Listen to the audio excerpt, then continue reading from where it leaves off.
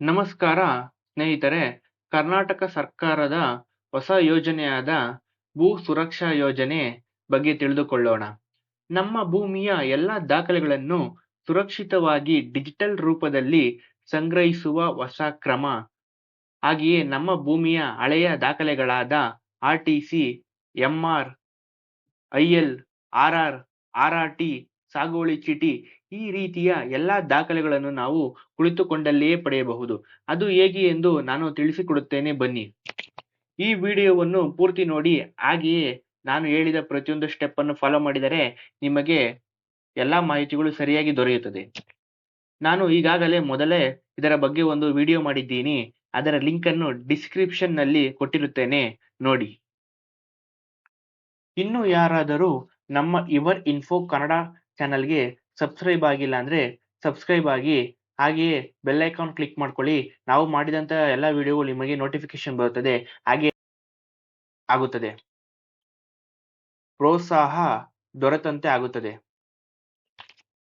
ಬನ್ನಿ ಫ್ರೆಂಡ್ಸ್, ಇವಾಗ ನಿಮ್ಮ ಬ್ರೌಸರ್ ಕ್ರೋಮ್ ಬ್ರೌಸರ್ನ ಓಪನ್ ಮಾಡ್ಕೊಳ್ಳಿ. ಇಲ್ಲಿ ಬಂದು ಭೂ ಸುರಕ್ಷಾ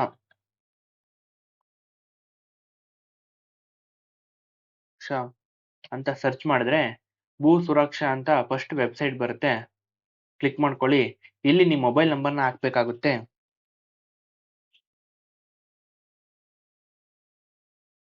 ಇಲ್ಲಿ ನಿಮ್ಮ ಮೊಬೈಲ್ ನಂಬರ್ನ ಹಾಕಿ OTP ಬರುತ್ತೆ, OTP ಎಂಟರ್ ಮಾಡಿ.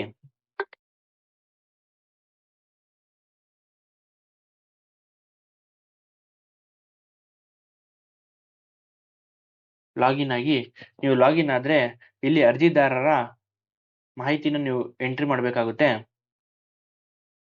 ನೀವು ಅರ್ಜಿದಾರರ ಮಾಹಿತಿ ನೀವು ಎಂಟರ್ ಮಾಡಿದ ತಕ್ಷಣ ಇಲ್ಲಿ ನಿಮ್ಗೆ ಎಂಟ್ರಿ ಮಾಡ್ಬೇಕು. ಇಲ್ಲಿ ನಿಮ್ಮ ಹೆಸರು ಮತ್ತೆ ನಿಮ್ಮ ವಿಳಾಸ, ಅಡ್ರೆಸ್, ಇಲ್ಲೂ ನಿಮ್ಮ ಅಡ್ರೆಸ್, ಇಲ್ಲಿ ನಿಮ್ಮ ಪಿನ್ ಕೋಡ್ ಹಾಕ್ಬೇಕಾಗುತ್ತೆ.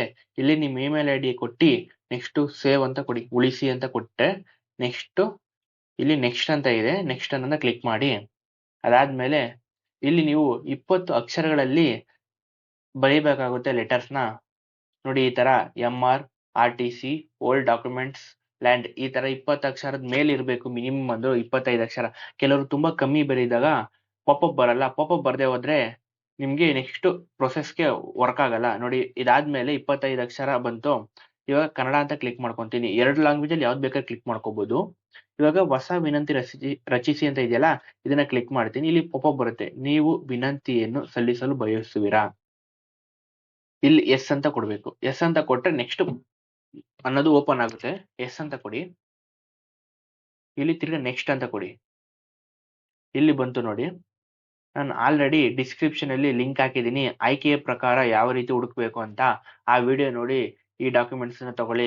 ಇವಾಗ ನಾನು ಗ್ರಾಮದಲ್ಲಿ ಶೋಧಿಸಿ ಅನ್ನೋದ್ರ ಮೇಲೆ ವಿಡಿಯೋ ಮಾಡ್ತಾ ಇರೋದು. ಈ ಗ್ರಾಮದಲ್ಲಿ ಯಾವ ರೀತಿ ಶೋಧಿಸ್ಬೇಕು ಅಂತ ಹೇಳ್ತೀನಿ ನೋಡಿ. ನೀವು ಇಲ್ಲೋಗಿ ನಿಮ್ಮ ಜಿಲ್ಲೆ, ನಿಮ್ದು ಯಾವ್ದು ಜಿಲ್ಲೆ ಬರುತ್ತೆ ಆ ಜಿಲ್ಲೆನ ಆಯ್ಕೆ ಮಾಡ್ಕೊಳ್ಳಿ. ನಿಮ್ಮ ತಾಲೂಕ್ನ ಆಯ್ಕೆ ಮಾಡ್ಕೊಳ್ಳಿ. ನಿಮ್ಮ ಹೋಬಳಿನ ಆಯ್ಕೆ ಮಾಡ್ಕೊಳ್ಳಿ. ನಿಮ್ಮ ಹೋಬಳಿ, ಇದು ನಿಮ್ಮ ಗ್ರಾಮ. ಗ್ರಾಮ ಅಂದ್ರೆ ಕೆಲವರು ಅವ್ರ ಹಳ್ಳಿನ ಹುಡ್ಕಕ್ ಹೋಗ್ತಾರೆ. ಎಲ್ಲಾ ಕಡೆ ಅವ್ರ ಹಳ್ಳಿ ಸಿಗಲ್ಲ. ಅವ್ರ ಪಂಚಾಯತಿ ಯಾವ್ದಕ್ ಬರುತ್ತೆ ಅದನ್ನ ಗ್ರಾಮ ಅಂತ ಕನ್ಸಿಡರ್ ಮಾಡಿರ್ತಾರೆ. ನೀವು ಆ ಪಂಚಾಯತಿನ ಹುಡುಕ್ಬೇಕಾಗುತ್ತೆ. ಅವಾಗ ನಿಮ್ಗೆ ಸರಿಯಾದ ಮಾಹಿತಿ ದೊರೆಯುತ್ತೆ. ನಿಮ್ದು ಯಾವ ಪಂಚಾಯತಿ ಬರುತ್ತೆ ನೀವು ಅದನ್ನ ಹಾಕೋಬೇಕಾಗುತ್ತೆ. ನಾನು ಯಾವ್ದೋ ಒಂದು ಹಾಕ್ತಾ ಇದ್ದೀನಿ. ಇಲ್ಲಿ ನಿಮ್ಗೆ ಫೈಲ್ ಅಂತ ಇದೆ, ಆಲ್ ಅಂತ ಇದೆ. ಇಲ್ಲಿ ನೀವು ಫೈಲ್ ಅಂತ ಕೊಟ್ರೆ ನಿಮ್ಗೆ ಎಲ್ಲಾ ರೀತಿಯ ಮಾಹಿತಿಗಳು ಸಿಗುತ್ತೆ. ಅಂದ್ರೆ ಈಗ ಪ್ರೆಸೆಂಟ್ ಏನಿರುತ್ತೆ, ಪೋತಿ ಖಾತೆ ಆಗ್ತಾ ಇರೋದಾಗ್ಲಿ, 2000 ಡಾಕ್ಯುಮೆಂಟ್ಸ್ ಎಲ್ಲ ಸಿಗುತ್ತೆ. 2016, 17 ಹಾಕಿ ತೋರಿಸ್ತೀನಿ ನೋಡಿ. ಇವಾಗ ನಿಮ್ಗೆ ಒಂದ್ಸತಿ ಗೊತ್ತಾಗುತ್ತೆ. ಇಲ್ಲಿ ಬಂತು ನೋಡಿ, MR 2023, RRT ಎಲ್ಲ ಆ ಊರಲ್ಲಿ ಏನ್ ಟ್ರಾನ್ಸಾಕ್ಷನ್ ನಡೆದಿರುತ್ತೆ ಆ ಒಂದು ಪಂಚಾಯತಿದು, ಅದು ಪ್ರತಿಯೊಂದು ಡಾಕ್ಯುಮೆಂಟ್ಸ್ ಇದರಲ್ಲಿ ಇರುತ್ತೆ ನಿಮ್ಗೆ. ಇಲ್ಲಿದೆ ನೋಡಿ, ಯಾವ್ಯಾವ ಇಯರ್ ಅಂತ. 2017.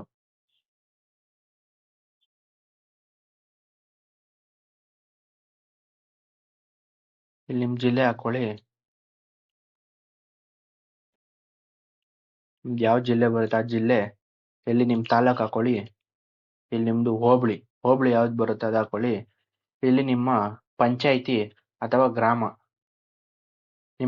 ನಿಮ್ಮ ಹಳ್ಳಿ ಯಾವ ಪಂಚಾಯಿತಿಗೆ ಸೇರುತ್ತೆ ಆ ಪಂಚಾಯಿತಿಗೆ ಹಾಕೊಳ್ಳಿ. ನಾನು ಯಾವುದೋ ಒಂದು ಹಾಕ್ತೀನಿ. ಇಲ್ಲಿ ರಿಜಿಸ್ಟರ್ ಅಂತ ಹಾಕೊಳ್ಳಿ. ಇಲ್ಲಿ ಸರ್ವೆ ನಂಬರ್ ಹಾಕಿ, ನಿಮ್ಮ ಸರ್ವೆ ನಂಬರ್ ಯಾವ್ದಿರುತ್ತೆ ಅದು. ಇಲ್ಲಿ ನೋಡಿ ಆ ಸರ್ವೆ ನಂಬರ್ RTC 1970, RTC 1975. ಅದು ಒಂದೇ ಊರು. ನೀವು ನೋಡಿ ಈ ಊರ್ದು ಟೋಟಲ್ 51 ಐಟಮ್ಸ್ ಇದೆ. ಅದರಲ್ಲಿ ನಿಮ್ಗೆ MR ಬೇಕಂತ ಇರುತ್ತೆ ಅನ್ಕೊಳ್ಳಿ.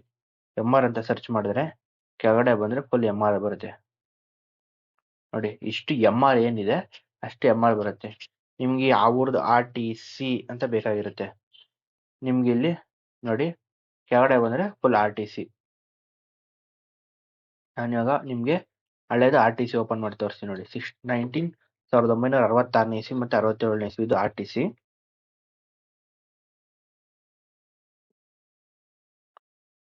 ನೋಡಿ ಈ ತರ ಇರುತ್ತೆ RTC, ಹಳೆ RTC. ಇದು ಹೆಸರು, ಜಮೀನು,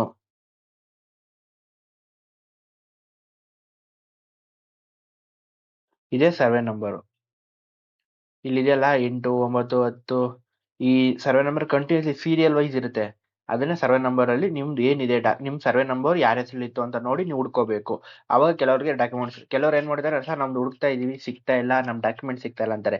ಈ ರೀತಿ ಹುಡ್ಕಿದ್ರೆ ಮಾತ್ರನೇ ಇಲ್ಲಿ ಡಾಕ್ಯುಮೆಂಟ್ ಸಿಗೋದು ನಿಮ್ಗೆ, ಹಳೆ ಡಾಕ್ಯುಮೆಂಟ್ಸ್. ತಿರ್ಗಾ ಬೇರೆ ಹೊಸ 1970 ಮೇಲೆ ಬೇರೆ ತರ RTC ಇದೆ, ತೋರಿಸ್ತೀನಿ ರೀ. 60 ಹಳೆ RTC, ಅದ್ ಹೆಂಗ್ ಹುಡುಕ್ಬೇಕಂತ ತೋರಿಸ್ದೆ.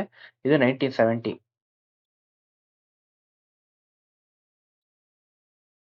ನೋಡಿ ಇಲ್ಲಿ RTC ನೋಡಿ, ಇಲ್ಲಿ ಸರ್ವೆ ನಂಬರ್ ಇರುತ್ತೆ ಈ RTC ಇಲ್ಲಿ. ಈ ಸೇಮ್ ಈ ಹೊಸ RTC ಏನಿದೆ ಅದೇ ತರ ಇಲ್ಲಿ ಸರ್ವೆ ನಂಬರು, ಇಲ್ಲಿ ಜಮೀನ್ ಎಷ್ಟು ಜಮೀನ್ ಇದೆ ಅಂತ, ಅದು ಯಾರ ಹೆಸರಲ್ಲಿದೆ ಏನಂತ ನಿಮ್ ಈ RTC ಎಷ್ಟು ಇಸ್ವಿ 79ನೇ ಇಸ್ವಿ ಗಂಟೆ ಬರುತ್ತೆ. ಹಿಂಗೆ ಪ್ರತಿಯೊಂದು ನೀವು ಇದನ್ನ ಸರ್ವೆ ನಂಬರ್ ನೋಡ್ಕೊಂಡು ನೀವು ಹುಡ್ಕೋಬೇಕು. ಅದನ್ನ ನಿಮ್ ಸರ್ವೆ ನಂಬರ್ ಇದೆಯಾ ಇಲ್ಲ ನಿಮ್ಮ ಹೆಸರಲ್ಲಿ ಜಮೀನ್ ಇದೆಯಾ, ನಿಮ್ ತಾತನ ಮುತ್ತಾತನ ಹೆಸರಲ್ಲಿ ಜಮೀನ್ ಇದೆಯಾ ಅನ್ನೋ ರೀತಿ ನೀವು ಅದನ್ನ ಹುಡ್ಕೊಂಡ್ರೆ ನಿಮಗೆ ಡಾಕ್ಯುಮೆಂಟ್ ಸಿಗುತ್ತೆ. ನೀವು ಅದನ್ನ ಆ ರೀತಿ ಹುಡುಕಿದ್ರೆ ಐಡೆಂಟಿಫಿಕೇಶನ್. ನೀವು ಡೈರೆಕ್ಟ್ ಆಗಿ ಸರ್ಚ್ ಮಾಡಿ ಯಾವ್ದೋ ಒಂದು ಸರ್ವೆ ನಂಬರ್ 120 140 ಆ ಸರ್ವೆ ನಂಬರ್ ಹಾಕಿ ಸರ್ಚ್ ಮಾಡ್ತೀನಿ ಅಂದ್ರೆ ತಗೊಳಲ್ಲ ಕ್ಲೀನಾಗೆ. ನೋಡಿ ನಾನು ಹಾಕ್ತೀನಿ, ಇಲ್ಲಿದೆ ಸರ್ಚ್ ಆಪ್ಷನ್ ಹೈಲೈಟ್ ಆಗಿ ನಾನು ಕೊಡ್ತೀನಿ, ತಗೊಳಲ್ಲ ಅದು. ಯಾಕಂದ್ರೆ ಇದು ಪ್ರಿಂಟೆಡ್ ಇದೆಲ್ಲ ಸ್ಕ್ಯಾನ್ ಮಾಡಿರೋದು, ಇದು ಹಳೇದು ಕೈ ಬರ ರೀತಿ ಬರ್ದಿರೋದ್ರಿಂದ ಯಾವುದೇ ಕಾರಣಕ್ಕೂ ಆ ತರ ಡಾಕ್ಯುಮೆಂಟ್ಸ್ಗಳು ಸಿಗಲ್ಲ. ನೀವು ಹಿಂಗೆ ಹುಡ್ಕೋಬೇಕು. ಈ ತರ ಹುಡ್ಕೊಂಡ್ರೆ ನಿಮ್ಮ ಡಾಕ್ಯುಮೆಂಟ್ಸ್ಗಳು ನಿಮ್ಗೆ ಸಿಗ್ತವೆ.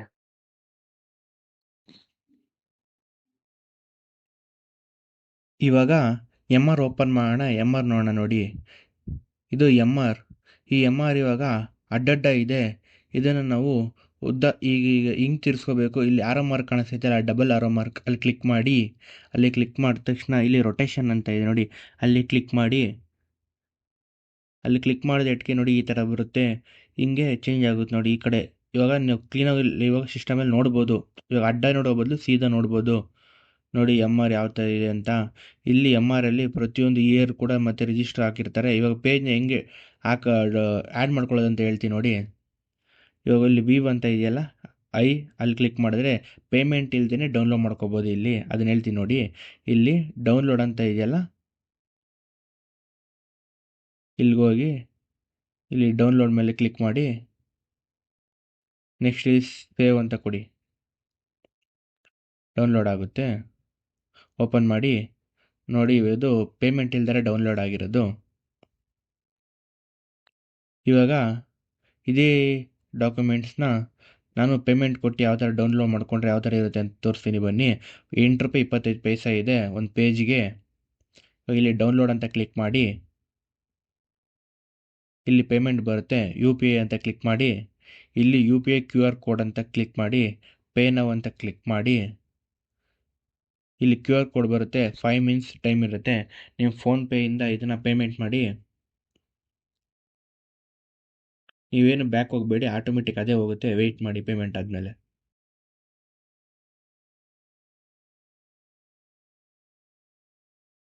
ಹಾಗೆ ಪೇಮೆಂಟ್ ಆದಮೇಲೆ ಇಲ್ಲೊಂದು ನಂಬರ್ ಬರುತ್ತೆ ನೋಡಿ, ಈ ನಂಬರ್ನ ನೋಡ್ಕೊಳ್ಳಿ. ರಿಕ್ವೆಸ್ಟ್ ID ನಂಬರ್ನ, ಈ ನಂಬರ್ ಆದಮೇಲೆ ಎಕ್ಸಿಟ್ ಕೊಡಿ. ಎಕ್ಸಿಟ್ ಅಂತ ಕ್ಲಿಕ್ ಮಾಡಿ. ಆಮೇಲೆ ಇಲ್ಲಿ ಡ್ಯಾಶ್ ಬೋರ್ಡ್ ಅಂತ ಕ್ಲಿಕ್ ಮಾಡಿ. ಡ್ಯಾಶ್ ಬೋರ್ಡ್ ಅಂತ ಕ್ಲಿಕ್ ಮಾಡಿದ್ಮೇಲೆ ಲಾಸ್ಟಿಗೆ ಬನ್ನಿ, ಹಂಗೆ ಸ್ಕ್ರೋಲ್ ಮಾಡ್ಕೊಂಡು ಈ ಲೈನಲ್ಲಿ ನೀವು ಆ ನಂಬರ್ನ ಸಿಗುತ್ತೆ, ನೀವು ಹುಡ್ಕೊಂಡು ಬರಬೇಕು. ಆಲ್ಮೋಸ್ಟ್ ಅದು ಲಾಸ್ಟಲ್ಲಿ ಇರುತ್ತೆ, ಅಲ್ಲಿ ನೋಡಿದ್ರಲ್ಲ ರಿಕ್ವೆಸ್ಟ್ ಐ ಡಿ ಅಂತ, ಆ ನಂಬರು ಹಂಗೆ ಬನ್ನಿ, ಲಾಸ್ಟಲ್ಲಿದೆ ತೋರಿಸ್ತೀನಿ, ಲಾಸ್ಟಲ್ಲಿ ಬಂದಿರುತ್ತೆ. ಇಲ್ಲಿ ಬಂದು ಇಲ್ಲಿ ನೋಡಿ, ಈ ನಂಬರ್ ಬಂತಾ, ಇಲ್ಲಿ ನಿಮ್ಮ ಮೊಬೈಲ್ ನಂಬರು, ನಿಮ್ಮ ಡೀಟೇಲ್ಸ್ ಎಲ್ಲ ಸಿಗುತ್ತೆ. ಇಲ್ಲಾದಮೇಲೆ ಇಲ್ಲಿ ಡೌನ್ಲೋಡ್ ಅಂತ ಕ್ಲಿಕ್ ಮಾಡಿ, ಇಲ್ಲಿ ಡೌನ್ಲೋಡ್ ಆಗುತ್ತೆ.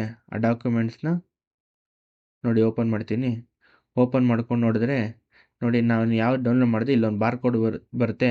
ಈ ಬಾರ್ ಕೋಡು ಗೌರ್ಮೆಂಟ್ ಸೀಲ್ ಹಾಕ್ಕೊಟ್ಟಂಗೆ ನಾವು ಯಾವ್ದು ಪೇಮೆಂಟ್ ಮಾಡಿ ತೊಗೊತೀವೋ ಎಲ್ಲ ಡಾಕ್ಯುಮೆಂಟ್ಸು ಗೌರ್ಮೆಂಟಿಂದ ಈಗ ಇದೇ ಥರ ಬಾರ್ ಕೋಡ್ ಬರ್ತಾ ಇರೋದು. ಈ ಥರ ಬಾರ್ ಕೋಡ್ ಬರುತ್ತೆ. ಇದನ್ನು ನೀವು ಗೌರ್ಮೆಂಟ್ ಯಾವುದೇ ಇದಕ್ಕೆ ಯೂಸ್ ಮಾಡ್ಕೋಬೋದು. ಈ ಪೇಪರ್ನ ತೊಗೊಂಡು ಈ ಥರ ಬಾರ್ ಕೋಡ್ ಇರೋದನ್ನ, ಇದು ಲೀಗಲ್ ಪೇಪರ್ ತೊಗೊಂಡಂಗೆ, ನೀವು ಗೌರ್ಮೆಂಟಿಂದ ಸೀಲ್ ಸೈನ್ ಹಾಕಿ ತೊಗೊಂಡಂಗೆ ಈ ಥರ ಪೇಪರ್ನ. ಇನ್ನು ಹೆಚ್ಚಿನ ವೀಡಿಯೋಗಾಗಿ ನಮ್ಮ ಚಾನಲ್ ಸಬ್ಸ್ಕ್ರೈಬ್ ಮಾಡಿ ಫ್ರೆಂಡ್. Thank you.